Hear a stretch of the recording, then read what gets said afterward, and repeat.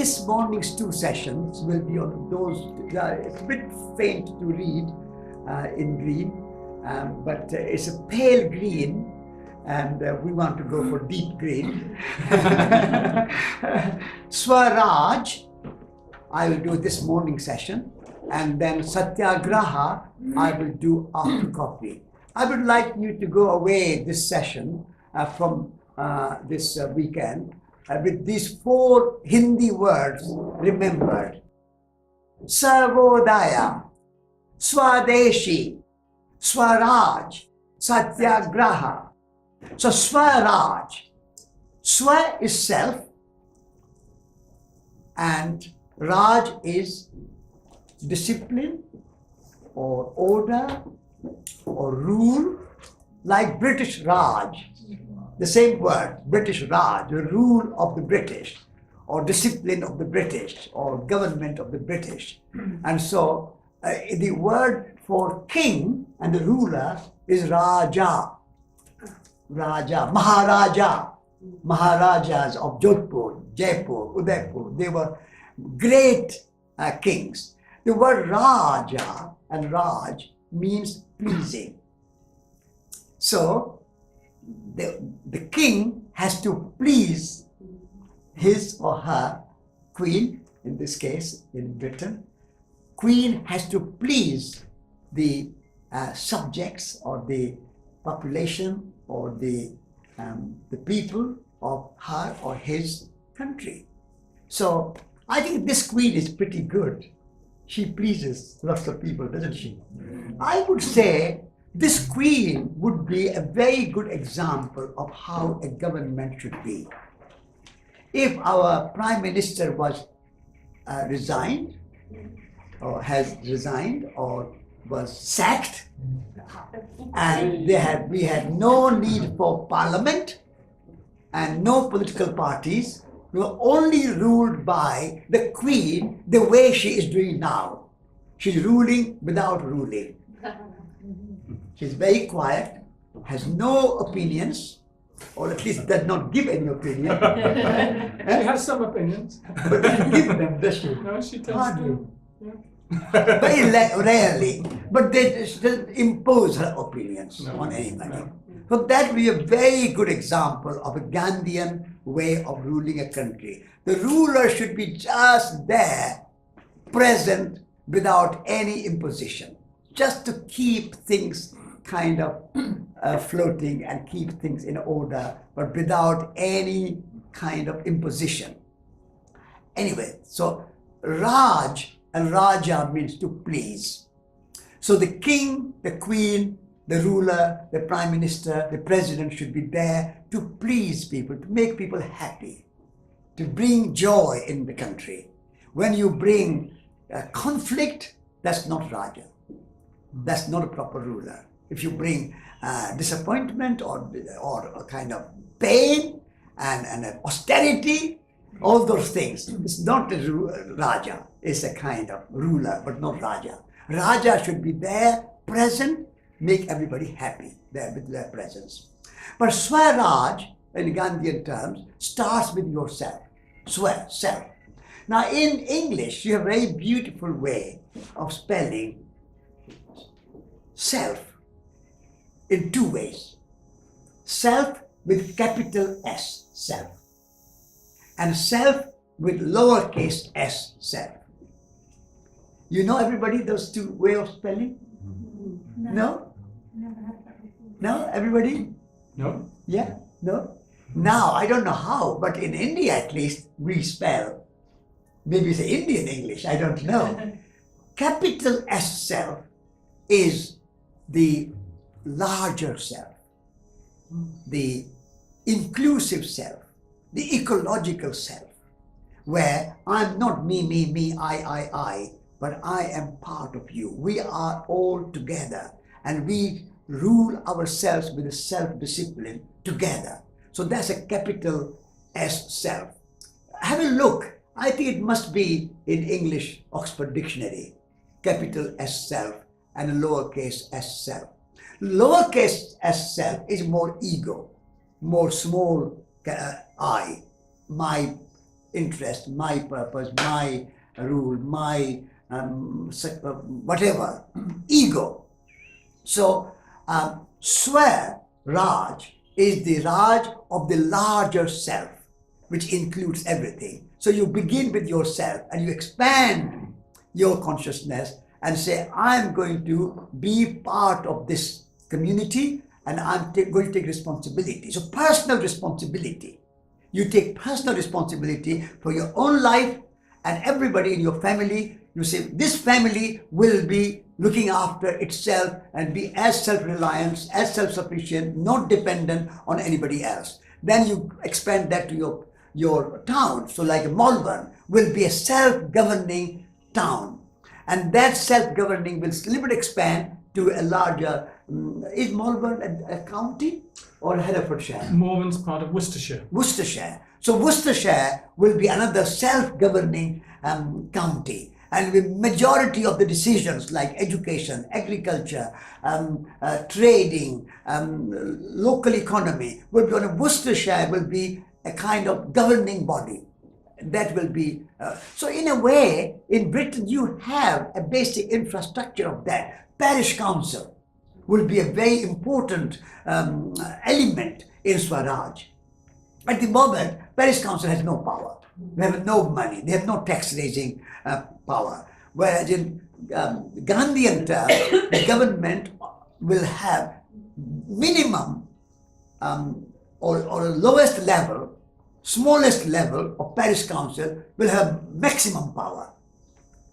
And how that village is governed, its education, its roads, its agriculture, its health will be all managed there. But then of course you can't manage everything there. So you go a little bit further and you go into your county.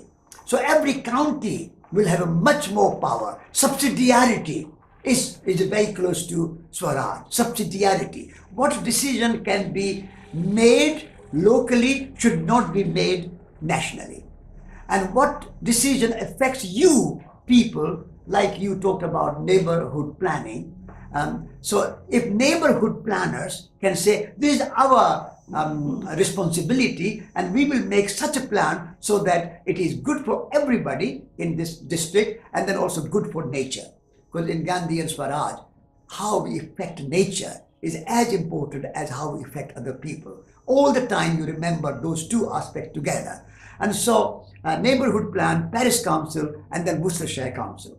And then you can have a little bit like in southwest England, you can have a Wessex, you can have Essex, you can have a Sussex, you can have Yorkshire, you can have Wales, you can have Scotland. So many small packets of, and the parliament in London and Westminster will be very little power, almost like a coordinating.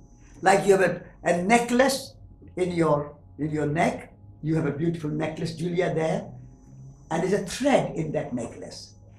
But you don't see that thread. That thread is the parliament in Westminster. That thread is the cabinet. That thread should be invisible. They're all like Switzerland. Switzerland is a good example of Swaraj, not in economic terms, but in political terms. There were 22 cantons, and each canton has power of referendum. If certain number of people come together and make a resolution, then that has to go to the national referendum. If a motorway coming to this canton, and then this canton says that no, we don't want motorway, then that motorway cannot go through that canton. Then that motorway, if other cantons say yes, then motorway has to go there. And that canton will be free of motorway. So people have that power in Switzerland. So we don't have to go to India and Gandhi and Swaraj, Hind Swaraj, to look for it. Even in the West. And in the West, in Europe, you had many little countries, like you had Liechtenstein, small country, you had Luxembourg, you had Belgium, Holland, Netherlands, Holland is same, Denmark, Sweden, Norway 4 million people. So small countries. There is a beautiful book of Swaraj. If you are interested in self-rule, Richard, read Breakdown of Nations by Leopold Kohl. He is a great Gandhian thinker from Austria. And he wrote this book called Breakdown of Nations. So nations should be organized in smaller scale.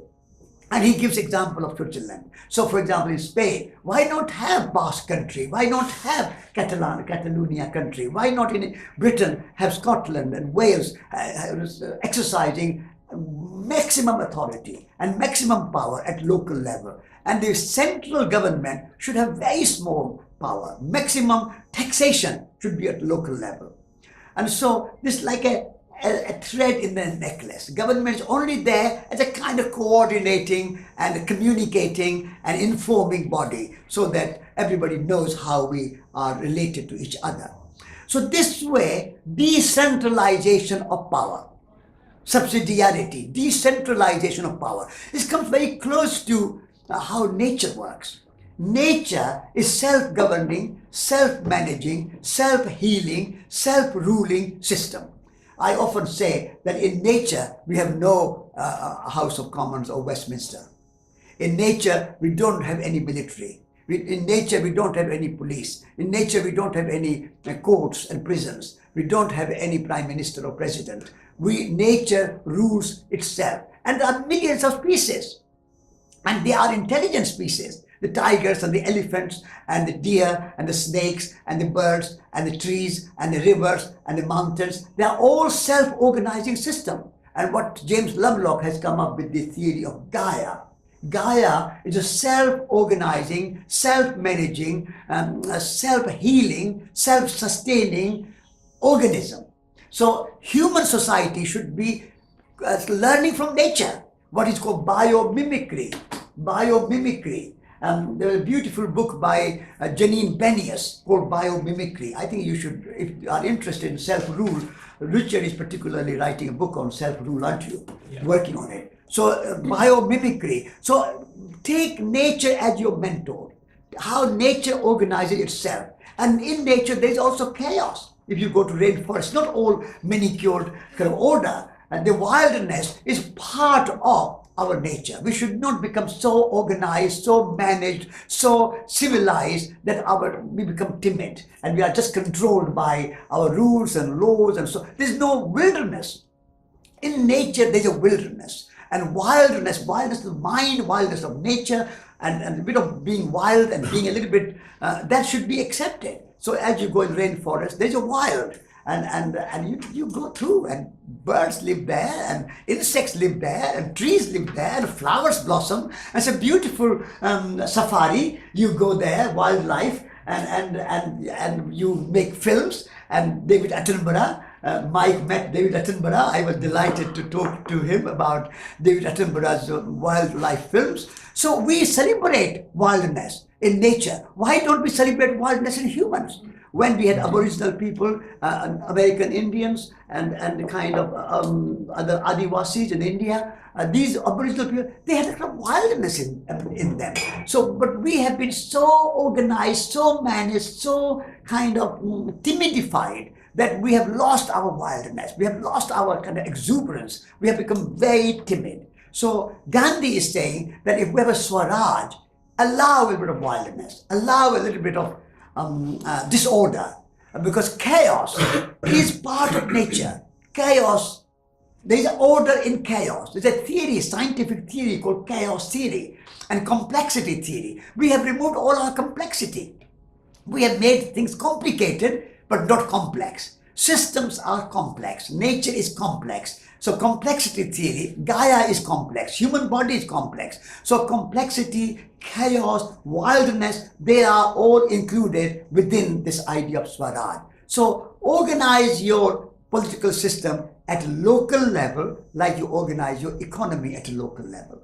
Local level decentralized economy is Swadeshi, and decentralized local level of politics is Swaraj. They're both twin together. So if you can go Swadeshi and Swaraj together, then your economy and your politics go together. But that again, as I said yesterday, in Swadeshi, we are not narrow-minded.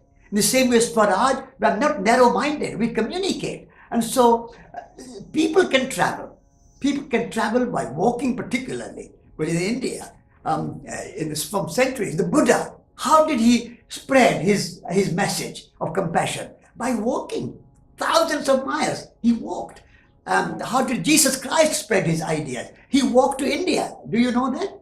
He walked to India, from Palestine to India. It's not very far.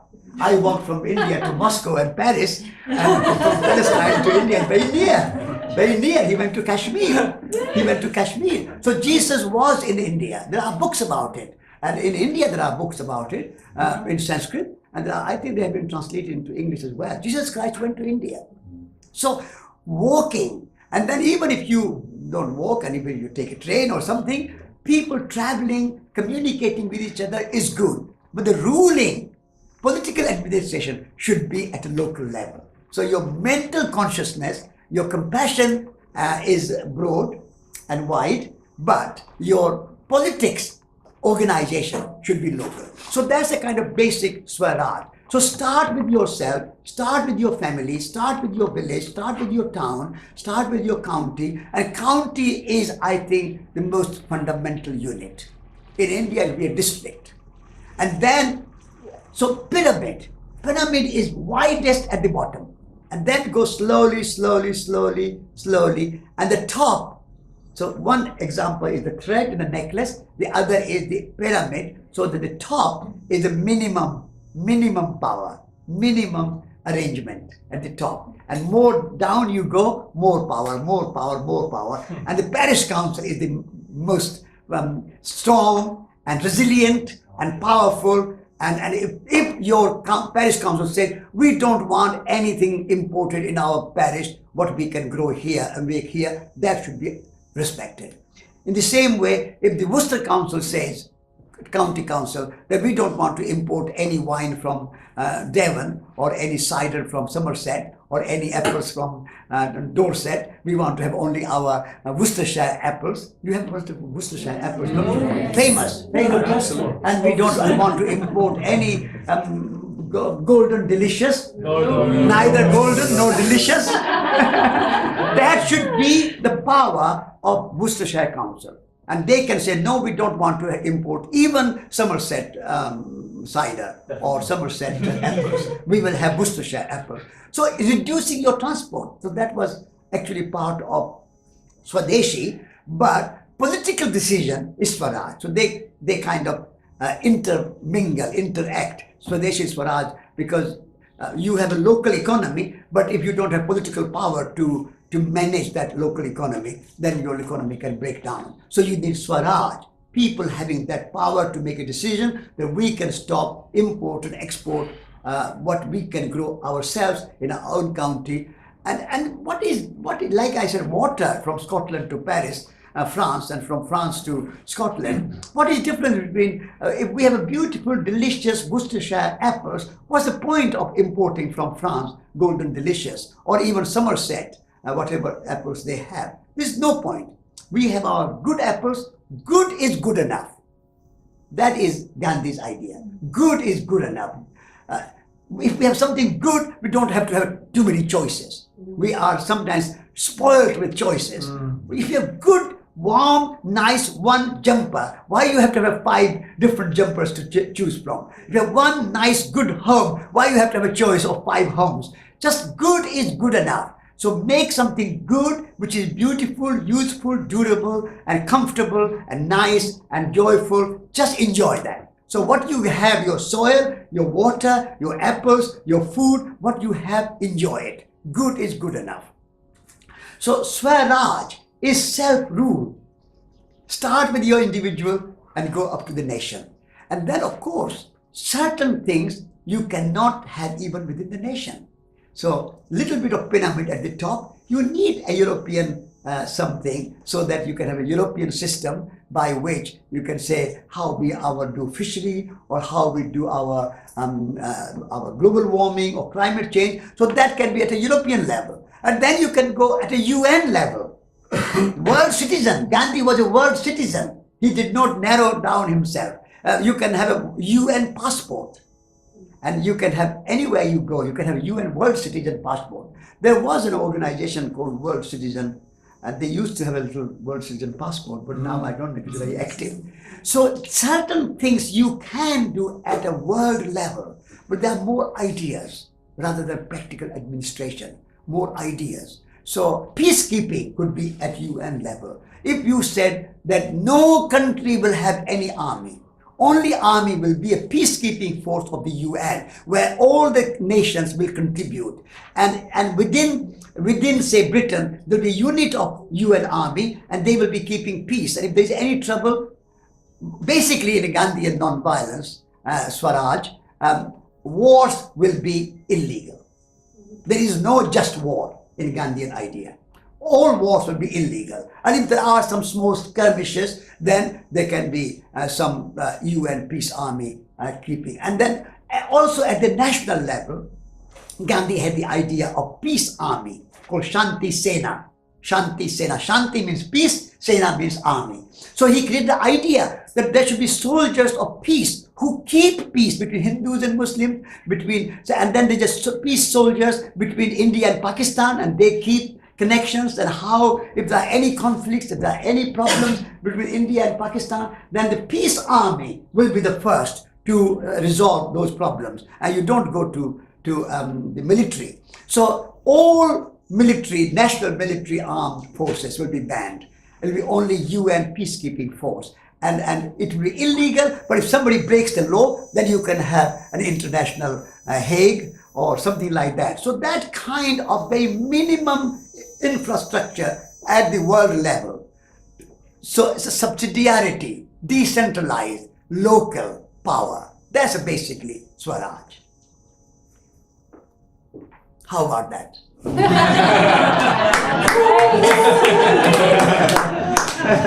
You know, it sounds utopian. And we must not be too afraid of utopia, because in 500 years ago was Thomas More, who wrote a beautiful book called Utopia. And you have to have a vision. You don't have a big vision, then you don't have aim to go. Even if you don't achieve completely this kind of decentralized subsidiarity and the local power and local economy and local politics, even if you don't achieve 100%, still aiming towards that, making journey towards that is important. So having that utopian ideal world view, even in our personal life, we don't achieve perfect compassion, we don't achieve perfect love, we don't achieve perfect ego-free life, still we aim for it in our personal life. If we don't have some vision for our personal life, so I want to live a life which is harmonious, compassionate, kind, sweet, loving, helpful, cooperative, all these ideals we don't always achieve in our life. We fall short, and still we strive. In the same way, for our politics and economics, we can have a utopian ideal, and we should strive for it. And even if we don't achieve 100%, still Gandhi said, it's a process, it's a journey. You cannot achieve. My book is called No Destination. That is a kind of example that we don't have to think that we have to achieve a perfect utopia, because utopia can never be achieved. Utopia means no place. So it can never be achieved. Still, we need to have a utopia, an ideal view of life, ideal view of politics, ideal view of economics, ideal view of society. If we don't have any ideal to aim, then we cannot make any journey, we cannot make any process. And therefore, even though it sounds idealistic and too difficult to achieve, how are we going to achieve this? Still, if we develop this kind of consciousness in our heart, and we take our own responsibility of our own life and become less dependent on governments, and our communities become less dependent on government. So Transition Town movement is a very good example of taking responsibility at the grassroots level, so that we don't have to wait until government changes or their policy changes and they bring renewable energy, or they bring organic farming, or they bring some other good things to our society. We can start wherever we are. That's a Gandhian action. So it may sound utopian, but don't be afraid of utopia.